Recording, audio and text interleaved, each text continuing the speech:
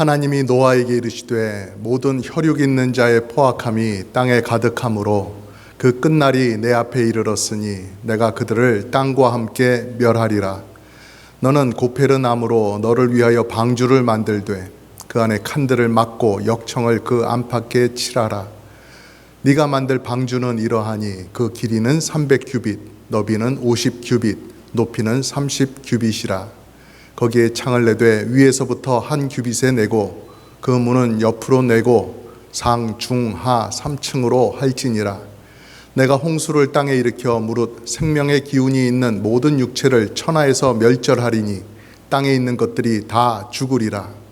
그러나 너와는 내가 내 언약을 세우리니 너는 네 아들들과 네 아내와 네 며느리들과 함께 그 방주로 들어가고 혈육 있는 모든 생물을 너는 각기 암수 한 쌍씩 방주로 이끌어들여 너와 함께 생명을 보존하게 하되 새가 그 종류대로 가축이 그 종류대로 땅에 기는 모든 것이 그 종류대로 각기 둘씩 내게로 나아오리니 그 생명을 보존하게 하라. 아멘. 지난 주일에 가인이 아벨을 죽인 사건을 통해서 그들의 부모인 아담과 하와가 지은 죄가 그들의 후손들에게 계속해서 오염이 되어서 내려간다 하는 사실을 우리가 보았습니다.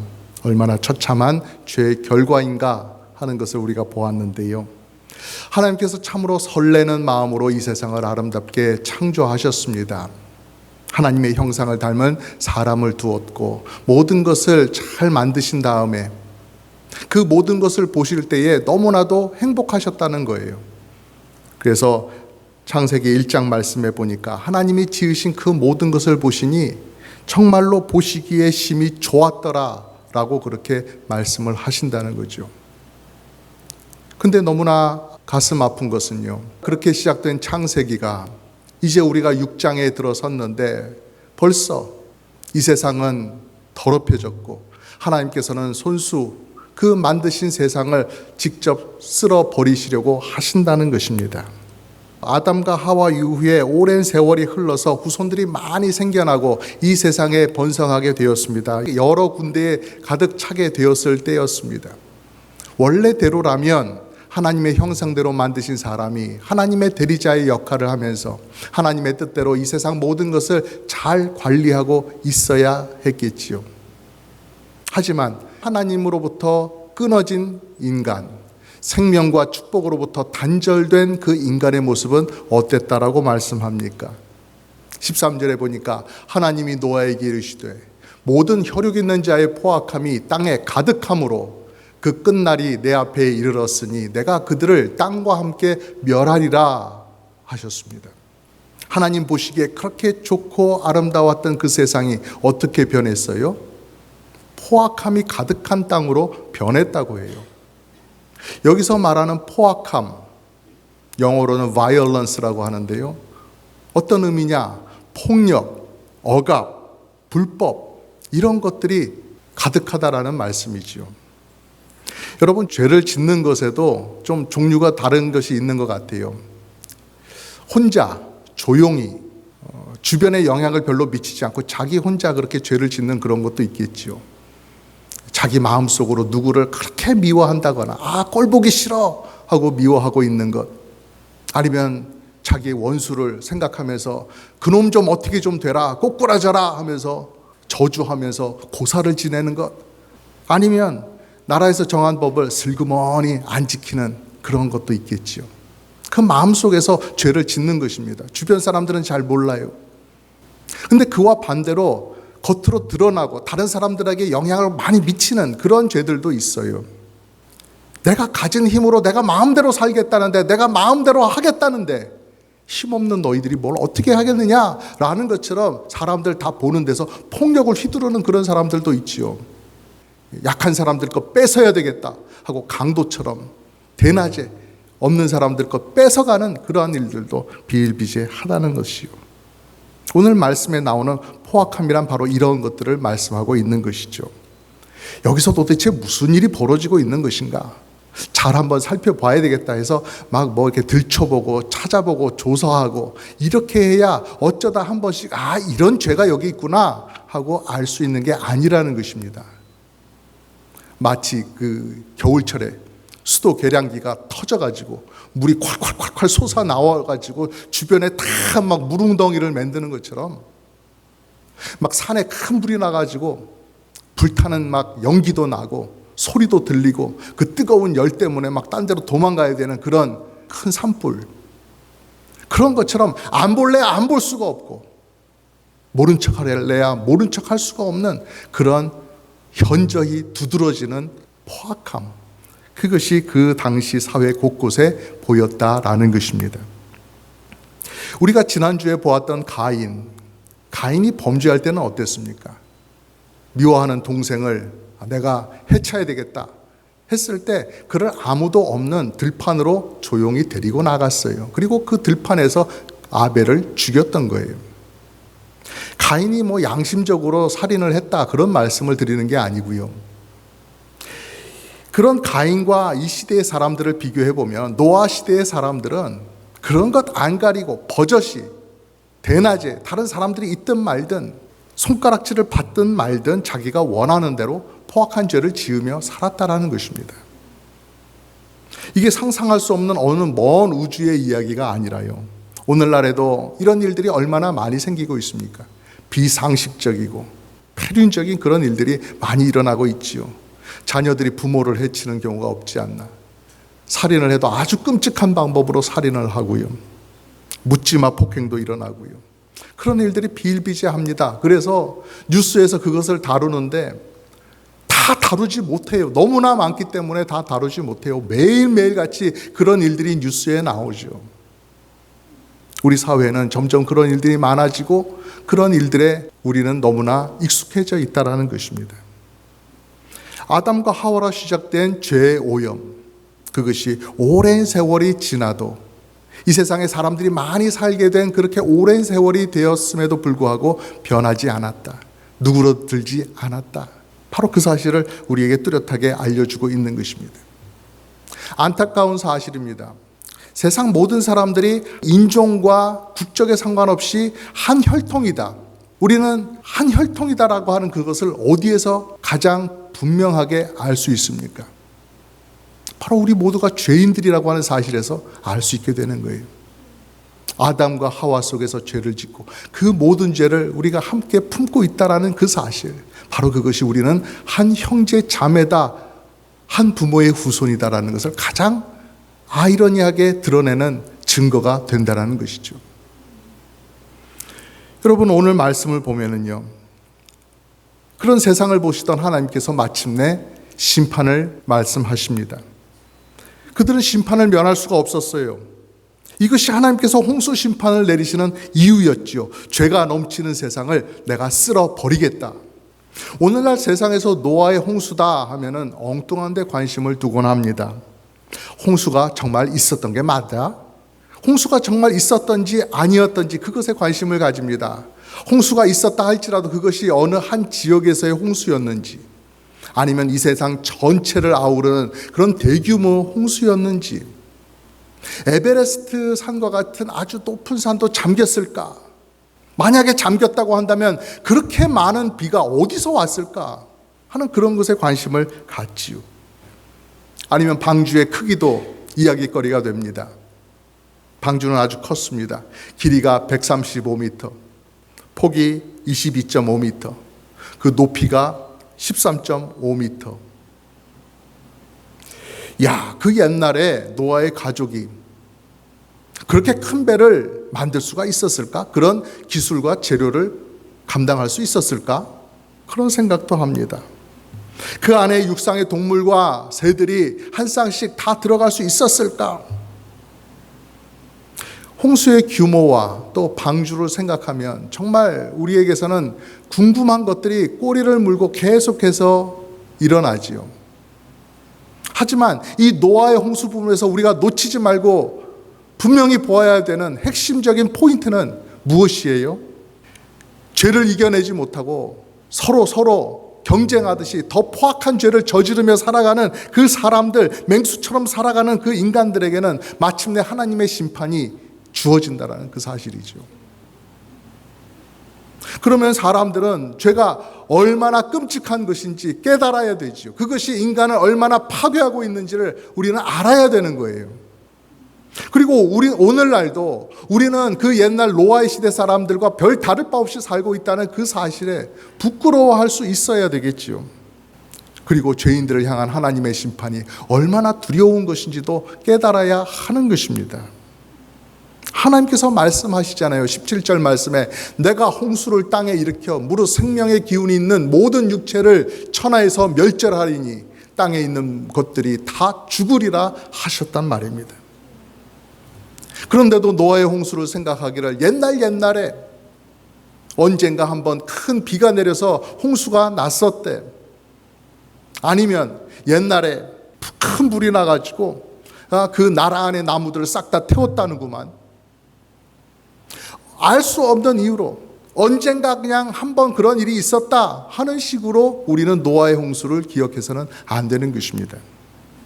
하나님의 선포, 하나님께서 죄를 미워하시기 때문에 그 죄를 심판하시기 위해서 그 홍수를 내렸다고 한다는 그 사실, 땅에 있는 것들이 다 죽으리라 말씀하셨다는 그 사실을 우리가 기억해야 되는 것입니다.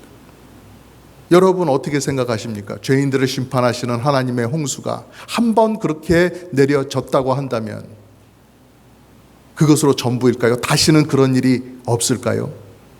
하나님께서 그런 심판을 두 번은 못 하실까요? 왜 못 하시겠어요? 하나님은 창조주십니다. 그 모든 것을 만드신 창조주 하나님께서 그것을 허무는 일을 하시는 것, 그건 어려운 일이 아니시라는 거예요.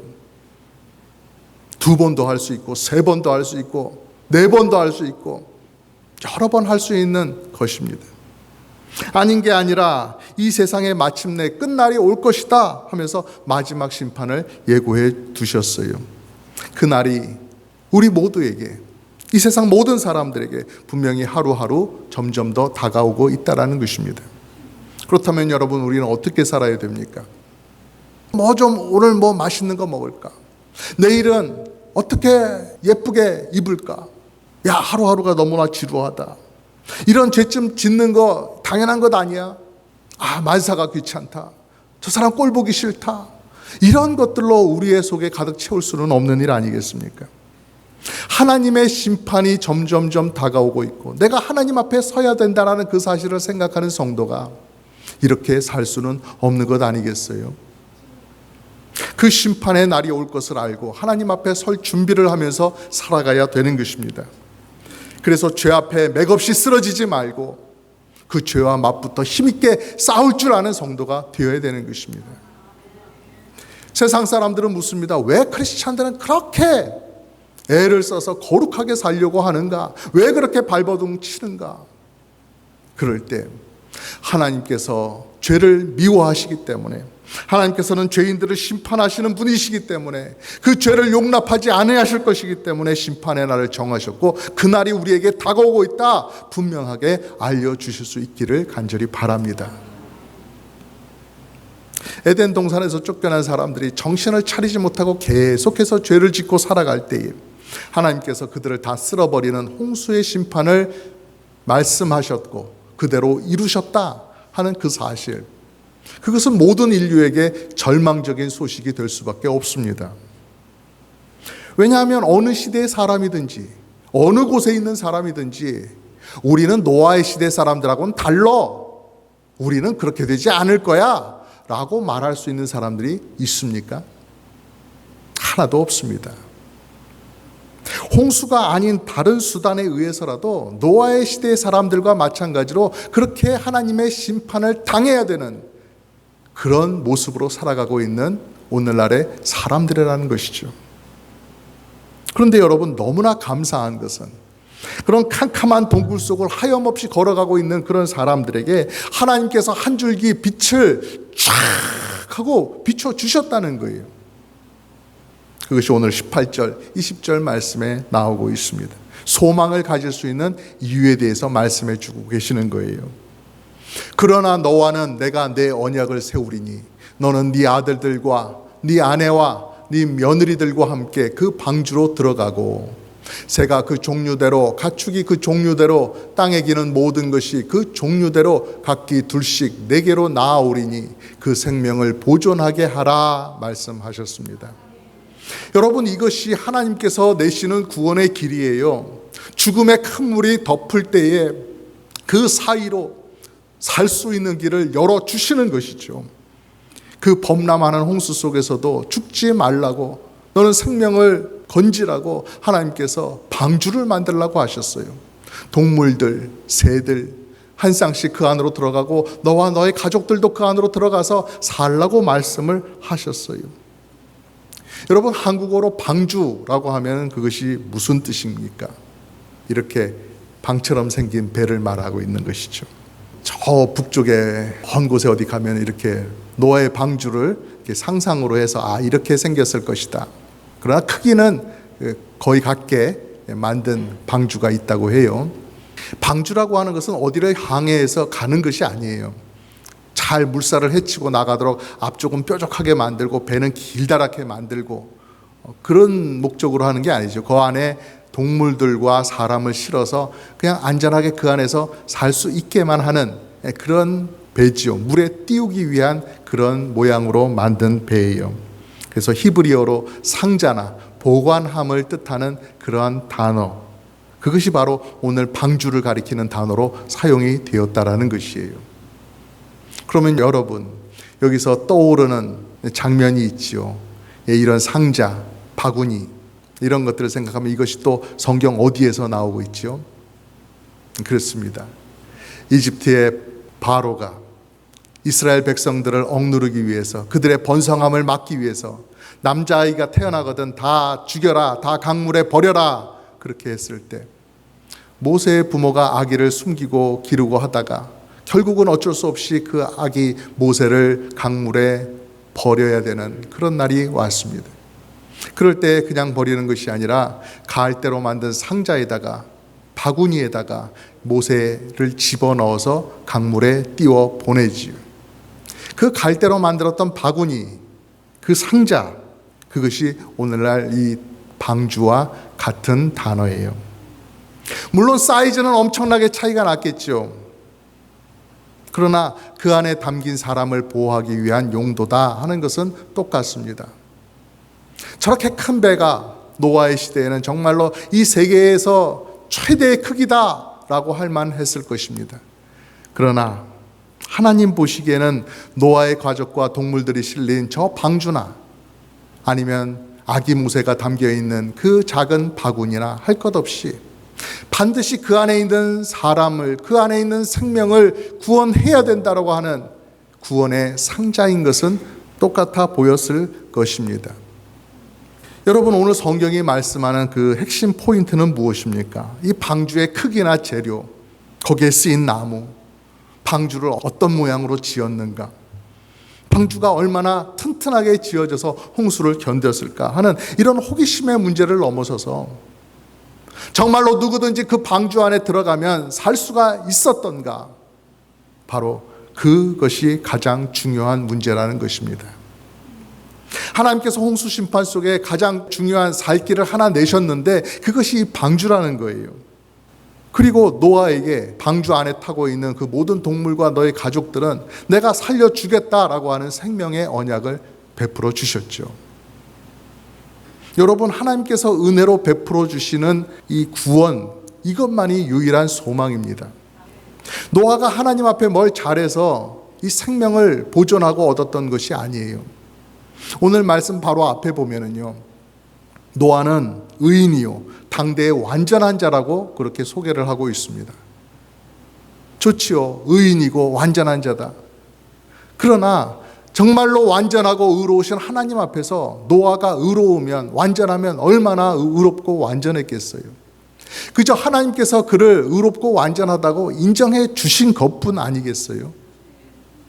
우리가 100번 양보해서 정말 그렇다, 노아는 의롭고 완전해서 정말로 방주에 들어가서 살 수 있는 자격이 있었다라고 하더라도, 노아는 그렇다 치더라도 노아의 아내, 노아의 세 아들들, 노아의 세 며느리, 그들은 무슨 자격으로 방주에 들어갈 수가 있는 건가요?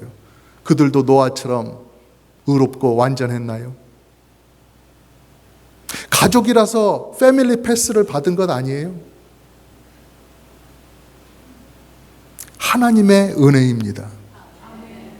노아와 노아의 가족들, 또 다른 동물과 새들이 들어가 살 수 있었던 것, 생명을 건질 수 있었던 것, 하나님의 은혜입니다. 하나님은 죄인들을 향해서 맹렬한 분노가 오르셨어요. 끌어오르셨어요. 그들을 한 번에 다 싹 쓸어버리기를 원하셨어요. 하나님께서 어떻게 만든 세상인데, 이렇게 아름답고 좋게 만든 그 세상 속에서 죄를 지으며 더럽게 만들어가고 있는 이 사람들의 흔적 싹 다 치워버리시기를 원하셨어요. 그런데 그것을 참으시고 이 노아의 가족들과 이 동물과 새들을 지키시기로, 그들을 살려주시기로 그렇게 은혜를 베풀어 주신 것입니다. 죄를 가볍게 여기는 사람들은요, 이 은혜를 보지 못합니다. 오히려 포악한 죄인들, 그들을 그냥 좀 살게 내버려 두는 것이 좋은 것 아닙니까? 그들을 그렇게 심판한 하나님을 오히려 나쁜 하나님이라고, 포악한 하나님이라고 오히려 하나님을 비난합니다. 여러분, 지은 죄에 합당한 처벌을 내리시는 하나님이 불의하신 겁니까? 아니면 죄를 막 짓고 이 세상을 지옥같이 만들고 살아가는 그 사람들을 그냥 그렇게 내버려 두는 것, 그렇게 내버려 두어야 한다고 말하는 사람들이 불의한 겁니까? 우리 하나님은 구원의 방주를 만들라고 하시고 거기서 사람들을 살리셨어요. 그리고 여자의 후손을 구원자로 보내셔서 사람들에게 구원의 길을 내어주시려고 계획하셨다는 거예요. 우리 하나님이 이렇게 선하신 분이심을 믿으시길 바랍니다. 요한복음 3장 17절에 말씀하시잖아요. 하나님이 그 아들을 세상에 보내신 것은 세상을 심판하려 하심이 아니요 그로 말미암아 세상이 구원을 받게 하려 하심이라. 아멘. 얼마나 큰 은혜의 말씀입니까? 이 말씀 앞에 엎드려야지요. 죄인이라면 당연히 그래야 되지요. 하나님께서 성경에 여러 번 말씀하신 그 구원자 예수 그리스도를 마침내 보내주셨어요. 예수 그리스도께서 이 세상에 오신 이유는 우리의 죄를 대속해서 십자가를 지고 죽기 위해서다. 그분께서 죽으신 그 죽음은 나를 대신한 거다. 나를 위해서 피 흘려 주신 것이다. 그래서 그분을 믿으면, 그분의 그 십자가 지심을, 그 의미를 믿으면 나는 살 수 있게 되는 것입니다. 예수님의 죽음으로 나의 죄값을 대신 하나님께서 받으시기 때문에, 그래, 너는 이제 내 앞에서 의로운 사람이다 라고 그렇게 인정을 해 주시는 거예요. 나를 위해서 피 흘리신 예수님의 품 안에 있으면, 그분을 나의 주님으로 고백하고 그 안에 살면 방주 안에 들어갔던 노아의 가족들처럼 나는 살게 되는 거예요. 여러분, 예수님 안에 들어가면 얼마나 오랫동안 살 수 있어요? 얼마나 오래 보존이 돼요? 영원히 살게 되는 것입니다. 무슨 대단한 일 한 것 없는데 그저 방주에 들어갔더니 살 수 있었어요. 그런 것처럼 우리도 뭐 다른 것 한 것 없는데 예수님을 믿었더니 우리에게 영원한 생명이 열리는 거예요. 믿기지 않을 정도로 너무나 간단하지요. 그래서 하나님의 은혜인 겁니다. 나는 한 것이 아무것도 없는데 예수님께서 다 이루어 주셨어요. 채찍에 피투성이가 되도록 맞으시고 발가벗겨지시도록 그렇게 부끄러움을 당하시고 수치를 당하시고 침뱉음을 당하시고 따귀를 맞으시면서 모욕을 당하시고 배반을 당하시고, 그리고 십자가에 달려서 죄인들을 향해 쏟아붓는 그 하나님의 진노를 다 받아내 주셨다라는 것입니다. 여러분, 짐작해보면 그렇게 홍수가 나고 비가 내릴 때 방주 속에 들어가 있던 그 노아의 가족들, 하나님의 심판이 그렇게 무서운 것이라는 것을 그렇게 실감하지는 못했을 것입니다. 그저 비가 많이 내리는 그 나날들을 보내고 있었겠지요. 우리도 너무나 크고 완벽한 예수 그리스도의 은혜 안에서 안일하게 살다 보면 죄에 대해서는 점점 무뎌지고 심판의 마지막 날이 다가오고 있음을 간과한 채 살아갈 수가 있습니다. 그저 세상 사람들처럼 생각하고 세상 사람들 쫓아가는 그 목표를 향해서 우리도 같이 뛰어가고 있을 수가 있습니다. 그래서 여러분 정신 차려야 하는 것입니다. 우리는 분명히 세상 마지막 날을 맞게 될 것이에요. 세상은 죄악으로 가득할지라도 우리는 예수 그리스도만을 바라보면서 거룩한 삶을 살아가야 하는 것입니다. 세상에는 아직 심판의 두려움을 깨닫지 못하는 사람들이 많이 있어요. 캄캄한 어두움 가운데 살아가고 있는 사람들이 많이 있습니다.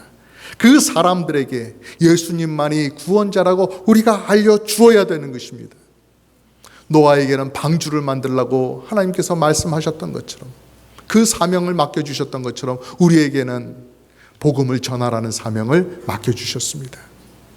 하나님께서 주신 그 구원의 방주 예수 그리스도, 그분을 믿는 믿음으로 이 세상을 살아가시기를 간절히 부탁드리며 여러분을 축복합니다.